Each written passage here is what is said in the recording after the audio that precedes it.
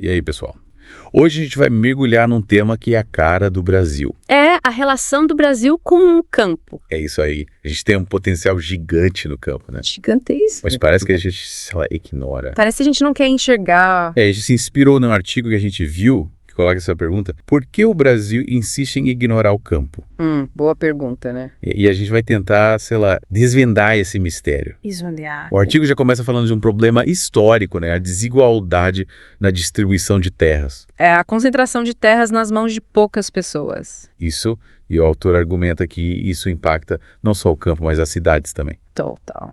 Gera pobreza e desigualdade, migrações. É um problema que afeta o Brasil inteiro. E aí o artigo faz um paralelo interessante com a China e os Estados Unidos. Interessante. É que, em momentos diferentes da história, fizeram reformas agrárias e conseguiram, segundo o autor, né, impulsionar o crescimento.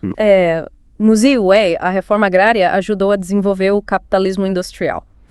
E na China, o foco foi mais em atender às necessidades da população. É tipo acabar com a fome, né? Isso. Distribuir a terra para quem realmente trabalhava nela. E aí fica a pergunta: por que o Brasil não consegue fazer o mesmo? E o que a gente tem de diferente? Será que é só uma questão de vontade política? Pois é, a gente tem exemplos de sucesso lá fora, mas aqui a reforma agrária parece que não sai do papel. O artigo mostra que em 2023, por exemplo, só 10 novos assentamentos foram criados. Isso é muito pouco. Muito pouco. E aí o autor cita o João Pedro Stedley, do MST. Assim? Ele fala que a reforma agrária precisa estar integrada num projeto de desenvolvimento nacional. Não adianta só distribuir terra, precisa ter investimento em infraestrutura. Apoio, né? Apoio.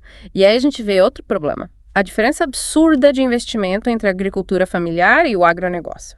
No Plano Safra de 2024, a agricultura familiar recebeu 76 bilhões. E o agronegócio? Chuto. Deve ter sido bem mais. 400 bilhões. Caramba. 5 vezes mais. E a gente sabe que a agricultura familiar é que coloca comida na mesa do brasileiro. 70% dos alimentos que a gente consome vem da agricultura familiar. Então por que essa diferença toda? O artigo levanta essa questão, né? Será que a gente está priorizando um modelo errado?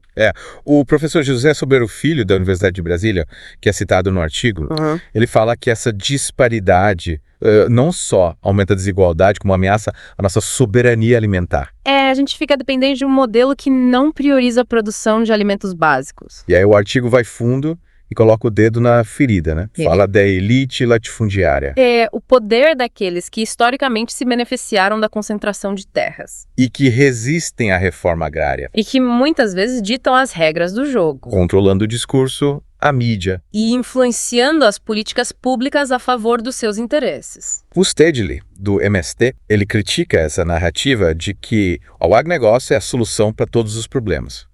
Ele argumenta que o agronegócio é dependente de subsídios do governo e que não se preocupa de verdade com a erradicação da fome nem com o meio ambiente. E o artigo traz um dado que é de cair o queixo, né? Qual? Enquanto alimentos básicos, tipo arroz, feijão, leite, são taxados, as 4 maiores empresas de agrotóxicos do Brasil conseguiram isenção fiscal de 10,9 bilhões de reais. É de revoltar, né? Tem mais. Yes. O PRONAF, que é o programa que deveria apoiar a agricultura familiar. Sim. Ele precisa de dinheiro público para funcionar. Tipo, o governo cobre a diferença entre os juros do mercado e o que o programa pratica. Exatamente. Ou seja, quem paga a conta é a gente. E o artigo aponta que as instituições responsáveis pela reforma agrária estão sucateadas. O Interato, o Ministério do Desenvolvimento Agrário. Falta de gente, falta de recursos, falta de infraestrutura. E aí fica difícil fazer a reforma agrária acontecer de verdade. E os movimentos sociais do campo, como o MST, acabam ficando sem apoio. E o autor do artigo, ele cita a China de novo, como exemplo de um país que encarou a reforma agrária de frente. Priorizou as necessidades da população. Investiu pesado. E aí, será que o governo Lula vai ter essa coragem? De fazer a reforma agrária acontecer de verdade? De colocar dinheiro, de ter vontade política? É a pergunta que fica. A pergunta que fica. Tem muita gente sofrendo por causa da concentração de terra. Famílias sendo expulsas de suas terras, trabalhadores vivendo em condições precárias. Sem acesso à saúde, educação, direitos básicos. E essa é uma consequência direta da desigualdade na distribuição de terras, né? Enquanto a terra estiver concentrada nas mãos de poucos, a gente vai continuar vendo essa injustiça. E a gente precisa lembrar que essa injustiça tem história, tem rosto, tem nome. É importante a gente ouvir as vozes de quem sofre com a falta da reforma agrária. O artigo que a gente está discutindo fala da China, por exemplo.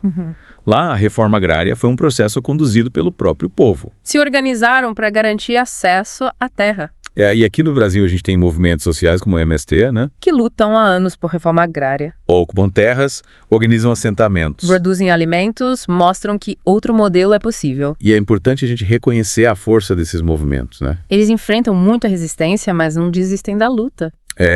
Mas a gente também precisa se perguntar o que a gente pode fazer, né?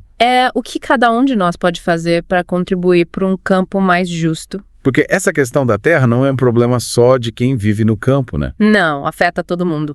A qualidade dos alimentos que a gente come, o preço que a gente paga. A violência que a gente vê no campo e na cidade. É tudo conectado. E aí, o que a gente pode fazer para mudar isso? Acho que para começar, a gente precisa se informar, se engajar. Cobrar dos políticos, né? Isso, cobrar um compromisso real com a reforma agrária. Apoiar os movimentos sociais do campo. Consumir produtos da agricultura familiar. Denunciar casos de trabalho escravo, violência. Pequenas ações que podem fazer a diferença. E a gente também precisa questionar essa ideia de que o agronegócio é a solução para tudo, né?